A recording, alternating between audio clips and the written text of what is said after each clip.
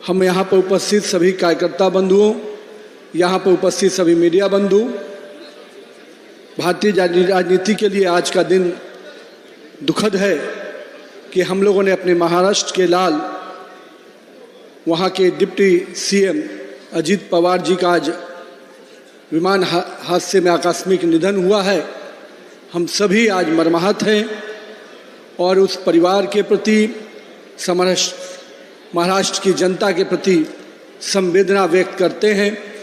अजित पवार जी ने महाराष्ट्र के विकास में और महाराष्ट्र के लोगों के विकास में हमेशा अपना योगदान दिया।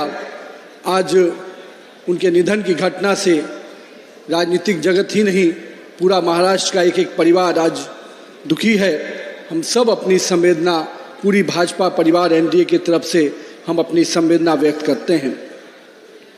आज पश्चिम बंगाल का मेरा ये पहला दौरा है और मुझे सर्वप्रथम यहाँ पे आने के बाद इस बात का गर्व है कि इस यहाँ की अराजक सरकार के खिलाफ कोई संघर्ष कर रहा है तो भाजपा का कार्यकर्ता कर रहा है। मैं यहाँ पर उपस्थित समस्त भाजपा कार्यकर्ताओं का अभिनंदन करता हूँ, प्रणाम करता हूँ, क्योंकि आप ही कार्यकर्ताओं का संघर्ष है कि आज भारतीय जनता पार्टी पूरी ताकत और शिद्दत से इस सरकार के, अराजकतावादी सरकार के खिलाफ लड़ रही है। वो भूमि, ये पश्चिम बंगाल, जिसने विवेकानंद जैसे शख्सियत को जन्म दिया, जिन्होंने पूरे दुनिया में हिंदू धर्म और हिंदुत्व के प्रति, हिंदू संस्कृति के प्रति पूरे आदर्शों का पूरे दुनिया में अपना स्थापित कराया। आज के दिन जहां इस भूमि ने कई ऐसे नेतृत्वकर्ता दिए जिन्होंने यहाँ पर इस भूमि को ही नहीं पूरे देश को गौरवान्वित किया है, वैसे अपने रामकृष्ण परमहंस को भी आज मैं याद कर रहा हूँ। हमारे बीच में आज के दिन जिस योद्धा ने, मैं कह सकता हूँ जिस कवि गुरु ने इस राज्य को ही नहीं पूरे देश को शिक्षा की नई पद्धति दी, जिसके लिए नोबेल शांति पुरस्कार दिया गया, वैसे आज रविंद्रनाथ ठाकुर जी को भी स्मरण कर रहा हूँ। क्योंकि आज इस भूमि ने हमेशा अपने योद्धाओं के माध्यम से यहाँ के लोगों को एक नई ऊंचाई दी है। हम अपने नेता श्यामा प्रसाद मुखर्जी जी के बलिदान को हमेशा याद करते हैं, क्योंकि श्यामा प्रसाद मुखर्जी जी का ही नेतृत्व था जो उस समय की तत्कालीन सत्ता में बैठे हुए लोग, उस समय के लोगों ने इस पश्चिम बंगाल को, इस वेस्ट बंगाल को बांग्लादेश में मिलाने की रणनीति पर काम कर रहे थे। उसके खिलाफ किसी ने लड़ाई लड़ी तो हमारे नेता आदरणीय श्यामा प्रसाद मुखर्जी ने लड़ा और आज बंगाल इस स्वरूप में दिख रहा है। लेकिन मुझे इस बात की भी चिंता है मित्रों कि आज श्यामा प्रसाद मुखर्जी जी का जो बलिदान जिस कश्मीर के लिए हुआ, आज उस कश्मीर को भी संघर्ष कर कर अगर बचाया तो भाजपा की सरकार ने, नरेंद्र मोदी की सरकार ने बचाया। मुझे याद है 2011 का समय, इसी पवित्र भूमि से, बंगाल से हम लोगों ने युवा मोर्चा में राष्ट्रीय एकता यात्रा निकाली थी।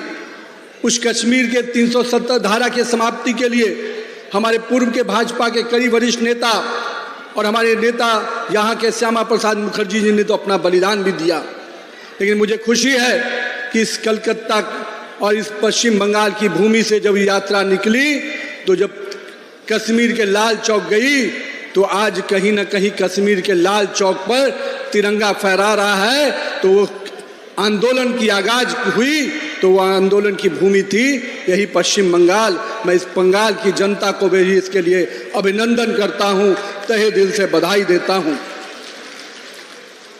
लेकिन मित्रों,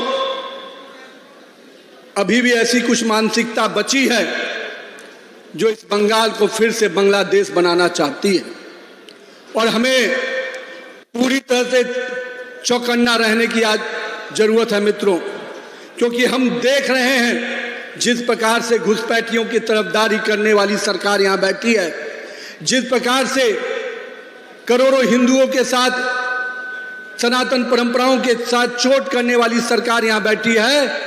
वो प्रयास कर रही है कि फिर से बंगाल को बांग्लादेश में ले जाए। लेकिन हम भाजपा के कार्यकर्ता संकल्पित हैं, हम किसी भी प्रकार की कुर्बानी देने को तैयार हैं, लेकिन किसी भी हाल में बंगाल को बांग्लादेश में नहीं मिलने देंगे और बंगाल की सुरक्षा के प्रति अपनी संकल्प को दोहराते हैं। और इसलिए मित्रों, ये समय है ऐसी सरकार के खिलाफ आंदोलन खड़ा करने का। मैं आप कार्यकर्ता बंधुओं को तहे दिल से इसलिए आज मिलने आया हूं, बधाई देने आया हूं कि यहां की सरकार की अराजकता के खिलाफ हमारा एक एक कार्यकर्ता आज लड़ाई लड़ रहा है। मैं यहां की ममता सरकार जी को, उनको भी आज स्पष्ट करना चाहता हूं कि उनके जो नुमाइंदे, उनके सरकार के जो टीएमसी के गुंडे जो सड़कों पे घूम घूम कर लगातार यहाँ की माँ बहनों को सुरक्षा को चुनौती दे रहे हैं, मैं उनको स्पष्ट कहना चाहता हूँ, यहाँ की महिलाओं की सुरक्षा की जवाबदेही भाजपा कार्यकर्ताओं ने ले रखी है। हम अपनी माँ बहनों की सुरक्षा के लिए कोई भी कुर्बानी देने को तैयार हैं। हम लोगों ने देखा इसी दुर्गापुर के जमी से उस रेप की घटना को हम याद कर रहे हैं, किस प्रकार से यहाँ की सरकार ने असंवेदनशीलता के साथ उसको देखा और यहाँ की सरकार की ओछी मानसिकता, जिहादी मानसिकता ने किस प्रकार से हमारी माता बहनों के घटना पर अपना टिप्पणी किया है। और मैं तो यहाँ तक कहूँगा कि ममता सरकार ने उन अपराधियों को बचाने के लिए कोई कसर नहीं छोड़ी। यहाँ से लेकर शासन प्रशासन से लेकर उन गवाहों को भी दबाने का प्रयास किया जो उन माँ बहनों को अपमानित करने का काम किया था, उन माँ बहनों के साथ प्रताड़ना करने का काम किया था। मैं आज उस मानसिकता पर भी देखता हूं कि ममता दीदी का वो मानसिकता जब हमारे माँ बहनों को ये कहती हैं कि शाम 7 बजे के बाद आपको निकलने की आवश्यकता क्या थी। अरे ममता दीदी, ये बंगाल की महिलाएं आधुनिकता की प्रतीक रही हैं। बंगाल की संस्कृति को उन्होंने हमेशा आगे बढ़ाया है, बंगाल की विरासत को उन्होंने हमेशा आगे बढ़ाया है। और आज उन माँ बहनों को आप घर के अंदर महफूज रहने के लिए कह रहे हैं। हम किसी भी हाल में उन माँ बहनों को सुरक्षा के लेकर जो चुनौती आप पेश कर रहे हैं, उसके प्रति हम संकल्पित हैं। हम उन माँ बहनों को पूरी तरह से सुरक्षा देने के लिए नरेंद्र मोदी की सरकार और यहाँ पर भी जल्द जब भाजपा की सरकार बनेगी और नई सरकार के साथ साथ हमारे कार्यकर्ता पूरी तत्परता से माँ बहनों की सुरक्षा के लिए चिंतित रहेंगे। और आज के दिन मैं आज दुर्गापुर में आया हूँ। ये दुर्गापुर, जब मैं बीआईटी मेसरा में पढ़ता था, इंजीनियरिंग की पढ़ाई कर रहा था, उस समय हम सब के लिए कुछ केंद्र होते थे जहाँ पर बड़े बड़े इंडस्ट्री होते थे। उन इंडस्ट्री कारखानों में हम नौकरी के बारे में सोचते थे। आज दुर्गापुर में बड़े औद्योगिक उस समय के घराने थे। उन औद्योगिक क्षेत्रों में बिहार, झारखंड, अन्य राज्यों से लोग पढ़ने भी आते थे और रोजगार भी पाने आते थे। लेकिन आज वही दुर्गापुर जो इंडस्ट्रियल हब के रूप में जाना जाता था, और मुझे दुख की बात है कि आज का यहाँ कोई भी नया औद्योगिक केंद्र नहीं बन रहा है। ये इस बात को दर्शाता है कि किस प्रकार से यहाँ के औद्योगिक क्षेत्रों को रोकने का काम किया गया है। ममता दीदी, आपकी सरकार जब आई थी तो आपने जो आंदोलन खड़ा किया था उसमें आपने सपना दिखाया था कि हम इंडस्ट्री के बड़े केंद्र खोलेंगे। लेकिन दुर्भाग्य है कि आप इंडस्ट्री के नए केंद्र क्या खोलेंगे, आप पुरानी पड़ी हुई इंडस्ट्री को भी बंद करने के लिए रास्ते निकाल रहे हैं। और हमारे युवा जो देश भर से यहाँ पर रोजगार के लिए आते थे, आज दुर्गापुर और इस पूरे इलाके के युवा नौकरी की तलाश में इस देश, इस राज्य से बाहर जा रहे हैं। कहीं ना कहीं ये पूरी तरह से दिखता है कि किस प्रकार से आपके संवेदनशीलता है। जिस सिंगूर के लेकर आपने आंदोलन किया, आज सिंगूर के लोग दुखी हैं क्योंकि आपने कोई नई औद्योगिक इकाई नहीं बनाई। और मैं पूछता हूं ममता दीदी, इसके लिए जवाबदेही किसकी है? आपने 15 सालों में यहाँ पर सरकार रखी, आपने भी यहाँ के महिलाओं को सुरक्षा नहीं दी, आपने यहाँ के युवाओं को रोजगार के बदले कहीं ना कहीं पलायन के लिए मजबूर किया। इसका दोषी कौन है?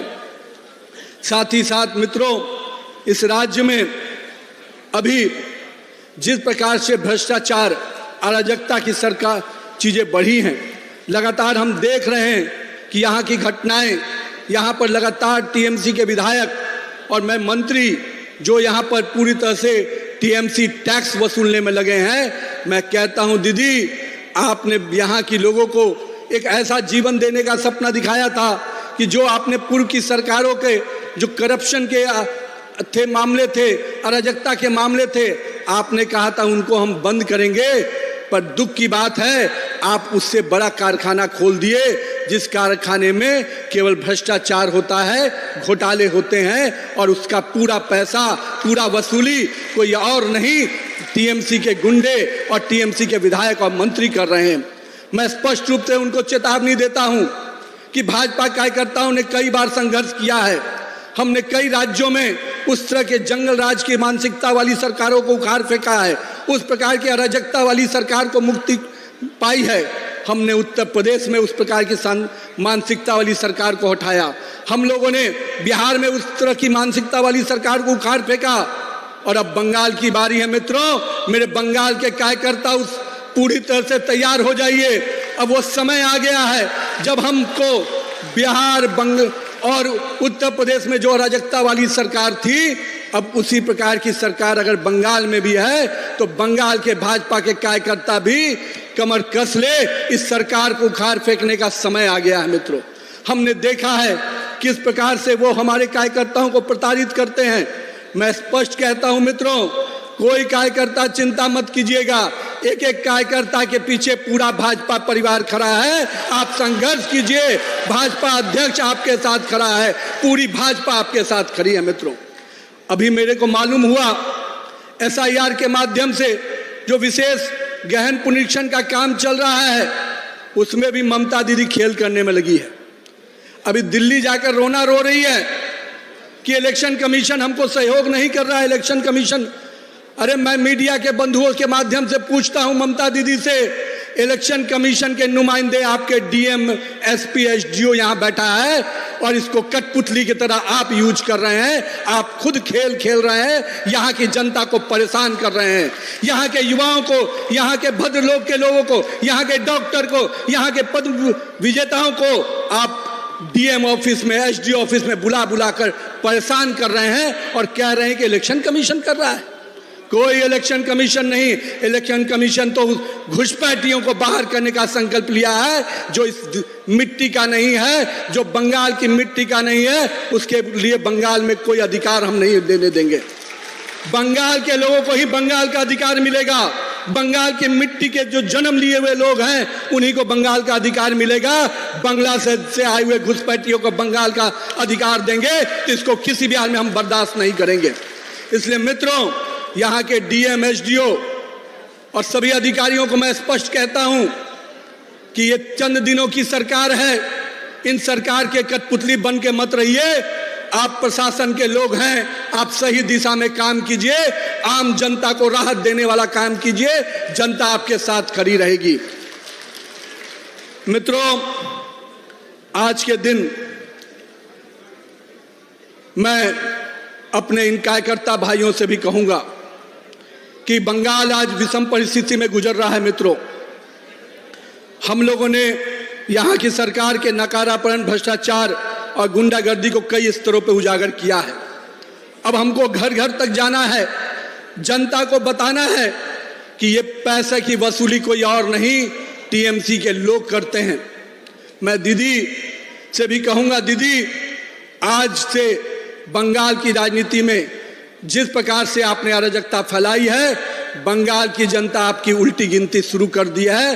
अब वो दिन दूर नहीं जब बंगाल को नए बंगाल के विकास में भाजपा की सरकार बनाएगी और नरेंद्र मोदी के नेतृत्व वाली सरकार डबल इंजन की सरकार बनाएगी, जो बंगाल के विकास को स्वर्णिम बंगाल बनाने के लिए आगे बढ़कर काम करेगी। हम सब कोई जानते हैं, जिस बंगाल की अस्मिता में जिस बंगाल की पहचान हम शक्ति की आराधना दुर्गा से करते हैं, दुर्गा पूजा का आयोजन, दुर्गा की भव्य आकृति इसी बंगाल से पूरे देश में गई। और मैं कह सकता हूँ, चाहे वो बिहार हो, चाहे झारखंड हो, चाहे उड़ीसा हो, चाहे उत्तर प्रदेश के इलाके हों, दुर्गा पूजा का वो भव्य स्वरूप जब हम देखते हैं, महामल्ल्या का जब पूजा शुरू होता है तो माँ दुर्गा की आराधना से पूरा देश सरोबार हो जाता है। लेकिन मुझे दुख है कि उस आस्था के पर्व को भी, उस माँ शक्ति के पूजा को भी यहाँ की सरकार रोकने का प्रयास करती है और कोई और नहीं, मैं कह सकता हूँ अजाम पढ़ने में कोई दिक्कत नहीं आती है, पर माँ दुर्गा की आराधना करने के लिए प्रतिबंध लगाया जाता है। ये कतई कोई सनातनी बर्दाश्त नहीं करेगा। हम सनातन परंपराओं की रक्षा के लिए हर कुर्बानी देने को तैयार हैं। जिस प्रकार से लगातार यहाँ पर डेमोग्राफी बिगाड़ने का प्रयास किया जा रहा है, मित्रों आपको ध्यान में होगा, अभी हाल ही में तमिलनाडु में जिस प्रकार से दीपम में पूजा अर्चना करने से रोका गया, वहां पर अजाम पढ़ने के नाम पर उस दीपम कार्यक्रम को रोकने का प्रयास किया गया और वहां की सरकार जो इंडिया अलायंस के रूप में काम कर रही है, वहां पर हिंदुओं के इस देव पूजा को रोकने के लिए कोर्ट तक चली गई। कोर्ट ने जब निर्णय लिया कि नहीं पूजा होगा, तो आपको जानकर ताज्जुब होगा, उस जज के खिलाफ इम्पीचमेंट के मामले को उठाने के लिए पूरी कांग्रेस के नेता और टीएमसी के नेता एक साथ हो गए। मित्रों, हम सबको अपनी सनातन परंपराओं को बचाने की बड़ी लड़ाई लड़नी है। हम बंगाल के, केवल बंगाल के विकास के साथ साथ, बंगाल के सुरक्षा के साथ साथ इस भारत के सुरक्षा की लड़ाई लड़ रहे हैं। क्योंकि बंगाल को वो दरवाजा खोला जा रहा है जिससे भारत के संस्कृति को, भारत के सनातन परंपराओं को भी चोट होगी। जहां एक और यहाँ के डेमोग्राफी को बदलने का प्रयास किया जा रहा है, साथ ही साथ हमारी परंपराओं को भी चुनौती देने का प्रयास किया जा रहा है। मैं इसलिए आज के दिन बंगाल के लोगों से यही कहूँगा, बंगाल के अपने कार्यकर्ताओं से कहूँगा, आप पर दोहरी जवाबदेही है। एक बंगाल को विकास की पटरी पर लाने की जवाबदेही है, दूसरे बंगाल को सुरक्षित रखने की जवाबदेही है। और माननीय प्रधानमंत्री जी बंगाल के विकास के लिए लगातार संकल्पित रहे हैं। उन्होंने हमेशा कहा है कि अगर नॉर्थ ईस्ट और ईस्ट के राज्यों का विकास होगा तभी पूरे देश का विकास हो सकता है। 2047 का अगर विकसित भारत हम बनाना चाहते हैं तो उसमें बंगाल भी 2047 में विकसित बंगाल कैसे बने, इसके लिए हम सबको संघर्ष करना है। और ये यहाँ की टीएमसी की सरकार से संभव नहीं है मित्रों, क्योंकि यहाँ की सरकार गरीबों का आवास छीनती है, यहाँ की सरकार यहाँ के स्वास्थ्य सेवाओं को छीनती है, यहाँ की सरकार यहाँ के लोगों को लाभ की योजनाएं न मिले इसकी चिंता करती है। केवल अपना बैनर चिपकाने के लिए, अपनी तस्वीर चिपकाने के लिए कई घरों की रोशनी को छीनने का काम कोई कर रहा है तो यहाँ पर बैठी हुई ममता सरकार कर रही है। इसलिए मित्रों, हम सबके सामने ये स्पष्ट चुनौती है कि हम कैसे एक ऐसी सरकार बनाएं जो यहाँ के गरीबों की चिंता करे, यहाँ के किसानों की चिंता करे, यहाँ के माता बहनों की सुरक्षा की चिंता करे। और साथ ही साथ बंगाल तो वो भूमि है जिसने बड़े बड़े कवि गुरु दिए, जिसने कई हमारे आज़ादी के योद्धा दिए, जिसने हमारी संस्कृति को पूरे विश्व में स्थापित करने वाले नेता दिए। और आज उस भूमि से इंजीनियरिंग कॉलेज, मेडिकल कॉलेज कैसे खुले, इसकी चिंता पर बात नहीं होती है। यहाँ के शिक्षा व्यवस्था में चौपट करने की बात होती है। मुझे तो यहाँ तक जानकारी है कि कुछ मंत्री शिक्षा के घोटाले में नौकरी देने के नाम पर जो घोटाला किया, कुछ जेल में हैं, कुछ बेल में हैं। पर चिंता मत कीजिएगा, जो बेल में हैं वो भी जेल में जाएंगे, क्योंकि हम बंगाल की जनता के साथ, जिन्होंने उनके खून पसीने की कमाई को जो घोटालों में बदला है, जिन्होंने यहाँ के युवाओं को नौकरी देने के नाम पर जो घोटाला किया है, उनको हम बख्शेंगे नहीं। उनकी जगह जेल में होगी, चाहे वो कोई भी व्यक्ति क्यों ना हो। इसलिए मैं बंगाल के लोगों से आज आह्वान करने आया हूं मित्रों, हम बांग्लादेश को किसी प्रकार से जो बंगाल में समाहित करने की प्रयास चल रहे हैं, उसको नहीं होने देंगे। आपने देखा है पिछले दिनों किस प्रकार से बांग्लादेश में लगातार हिंदुओं पे हमले हो रहे हैं, किस प्रकार से लगातार वहां की ताकत मजबूत होकर हिंदुओं को अपमानित करने का प्रयास कर रही है। तो क्या मेरे भाजपा के कार्यकर्ता इसको आने वाले दिनों में इस संघर्ष के लिए तैयार हैं? मैं आपसे पूछता हूं कि क्या बंगाल को सुरक्षित रखने का संकल्प आप लेते हैं? क्या भारत को सुरक्षित रखने का संकल्प लेते हैं? क्या विकसित बंगाल बनाने का सपने को साकार करेंगे? तो मित्रों, हमको बूथ जीतना है। हमें हमारे नेता अभी शुभेंदु जी और हमारे अध्यक्ष जी कह रहे थे कि अगर बूथ पर शक्ति केंद्र पर हम मजबूत होंगे तो बंगाल तो शक्ति की भूमि है। अगर हमारा शक्ति केंद्र मजबूत हो गया तो शक्ति की भूमि का शक्ति केंद्र निश्चित रूप से कमल खिला के रहेगा। किसी के हिम्मत नहीं है जो इस कमल को खिलने से रोक दे। हमारे नेता माननीय प्रधानमंत्री जी ने जो नारा दिया है, मैं चाहता हूं यहां के लोग उस नारे के साथ ऐसी आवाज दे कि दुर्गापुर की आवाज जो दिल्ली में ममता दीदी गई हैं उनको भी बेचैन कर दे। तो एक बार जोरदार नारे लगाइएगा, पलटनो दरकार। सभी हाथ उठने चाहिए मित्रों, मैं बोलूंगा पलटनो दरकार, चाहे बीजेपी सरकार, पलटनो दरकार, पलटनो दरकार। इस वंदे मातरम की भूमि है। मैं मानता हूं यहीं से वंदे मातरम का आगाज हुआ और हम 150वीं वर्षगांठ मना रहे हैं। तो आइए एक बार जोरदार जय घोष के साथ, भारत माता की, भारत माता की।